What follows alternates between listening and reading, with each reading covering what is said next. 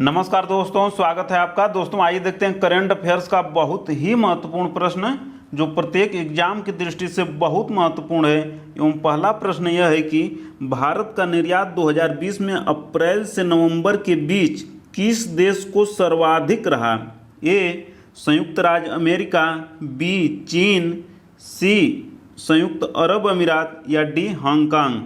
तो आंसर हो जाएगा ए संयुक्त राज्य अमेरिका को भारत का निर्यात सर्वाधिक रहा। उसके बाद हमारा निर्यात सर्वाधिक रहा चाइना को। उसके बाद सर्वाधिक निर्यात रहा हमारा संयुक्त अरब अमीरात को। और चौथे नंबर पर सर्वाधिक निर्यात रहा हांगकांग को। और आर्थिक सर्वे में यही सबसे लेटेस्ट डेटा है, इसलिए इसे याद रखना है। पहला तो अवश्य याद रखना है। नेक्स्ट क्वेश्चन यह है कि भारत ने किस वस्तु का सर्वाधिक निर्यात 2020 में अप्रैल से नवंबर के बीच में किया? ए पेट्रोलियम उत्पाद, बी औषध निर्माण जैविक, सी मोती बहुमूल्य अर्ध बहुमूल्य पत्थर या डी लौह एवं इस्पात। तो इसका आंसर हो जाएगा ए पेट्रोलियम उत्पाद का हम लोगों ने सर्वाधिक निर्यात किया। और दूसरे नंबर पे है औषध निर्माण जैविक। तीसरे नंबर पे मोती बहुमूल्य अर्ध बहुमूल्य पत्थर का निर्यात किया।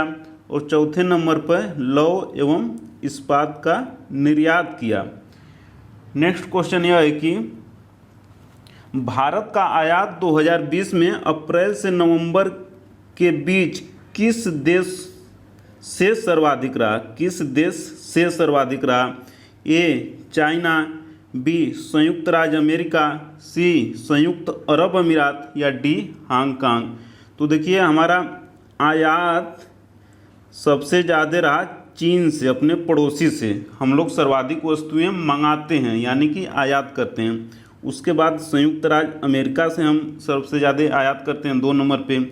3 नंबर पे संयुक्त अरब अमीरात से हम लोग वस्तुएं मंगाते हैं। और 4 नंबर पे हांगकांग से। नेक्स्ट क्वेश्चन यह है कि भारत ने किस वस्तु का सर्वाधिक आयात 2020 में अप्रैल से नवंबर के बीच में किया? ए पेट्रोलियम क्रूड, बी पेट्रोलियम उत्पाद, सी सोना या डी दूरसंचार। तो इसका भी आंसर ए हो जाएगा कि पेट्रोलियम क्रूड का हम लोगों ने सबसे ज़्यादा क्या किया? तो सबसे ज़्यादा आयात किया है 2020 में। इसके बाद सेकेंड नंबर पर पेट्रोलियम उत्पाद का सर्वाधिक आयात किया है। फिर सोना हम लोगों ने मंगाया है। फिर दूरसंचार उपकरण हम लोगों ने मंगाया है। तो इन सभी तथ्यों को ध्यान रखना है क्योंकि यहाँ से क्वेश्चन एक पूछा ही जाता है। नेक्स्ट क्वेश्चन यह है कि न्यूजीलैंड किसमें प्रथम स्थान पर है?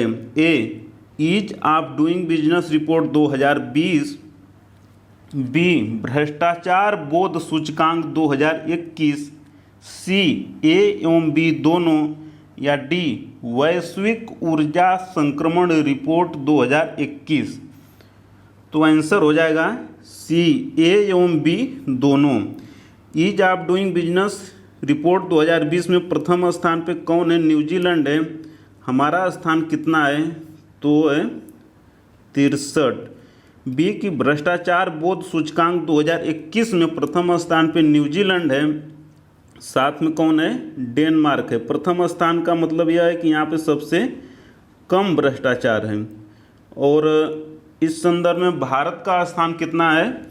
तो वो है 86 नंबर।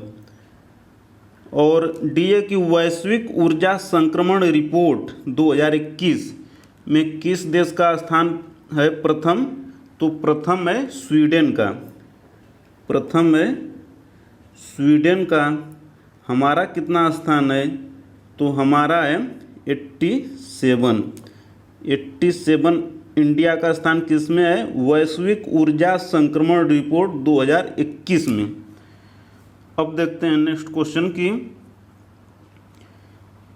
विश्व बैंक कौन सी रिपोर्ट जारी नहीं करता है? A ease of doing business सूचकांक, बी मानव पूंजी सूचकांक, C global economics prospect report या डी वैश्विक वित्तीय स्थिरता रिपोर्ट। तो आंसर हो जाएगा इसका डी।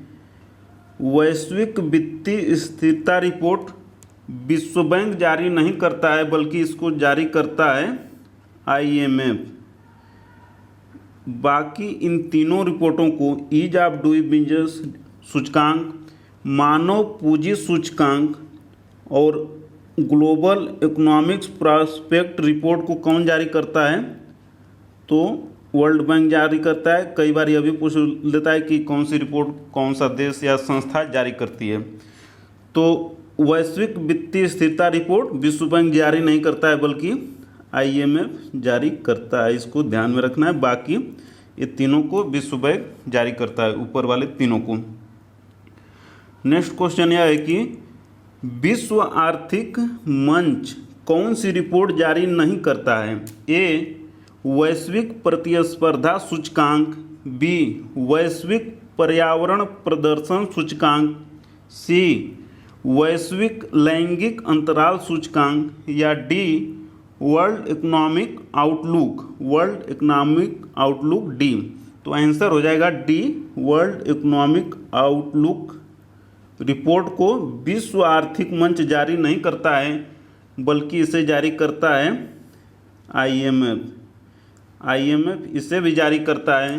बाकी इन तीनों रिपोर्ट को कौन जारी करता है?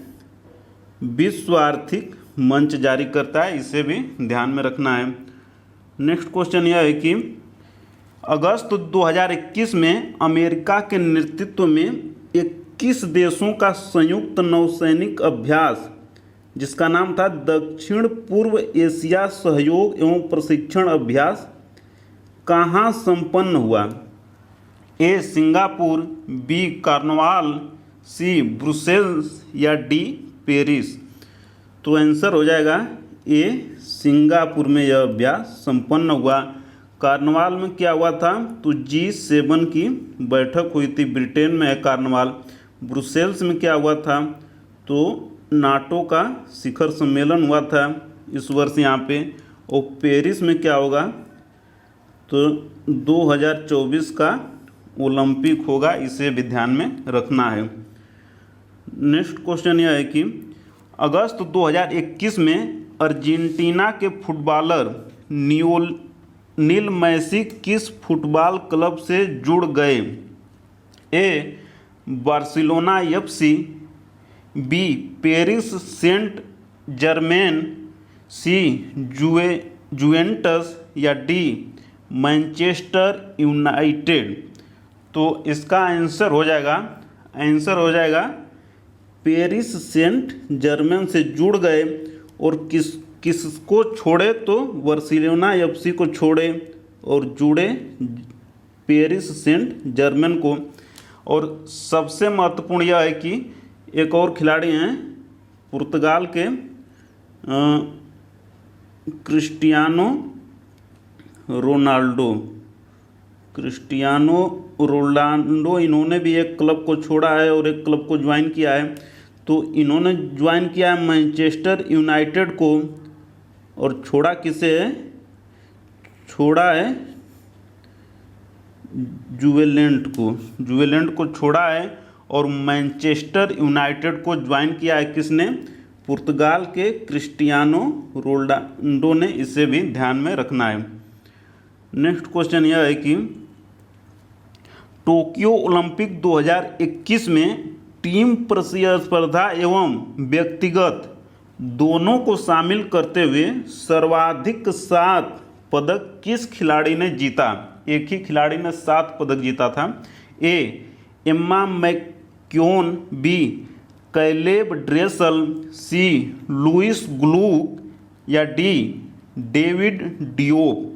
तो इसका आंसर हो जाएगा एम्मा मैक्योन ने सर्वाधिक 7 पदक जीता। सबसे महत्वपूर्ण यह था कि इन्होंने इस 7 में 4 गोल्ड जीता था और 3 ब्रॉन्ज यानी कि 3 कांस्य पदक और 4 गोल्ड पदक जीता। कहाँ की हैं?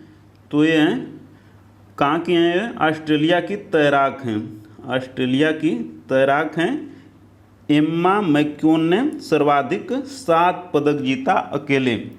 सबसे महत्वपूर्ण कि कैलेब ड्रेसल ये भी यूएसए यानी कि अमेरिका के तैराक हैं।